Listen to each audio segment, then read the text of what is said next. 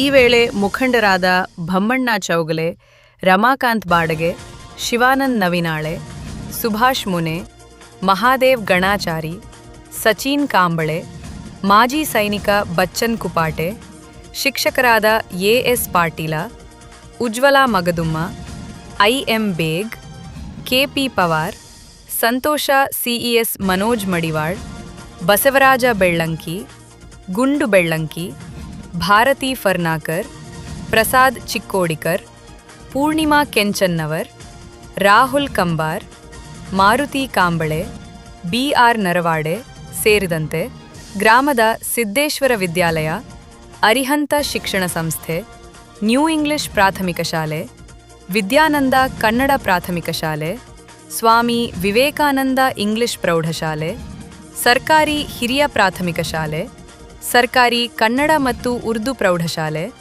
ಸರ್ಕಾರಿ ಉರ್ದು ಪ್ರಾಥಮಿಕ ಶಾಲೆಯ ಎಲ್ಲ ಶಿಕ್ಷಕರು, ವಿದ್ಯಾರ್ಥಿಗಳು ಭಾಗವಹಿಸಿದ್ದರು.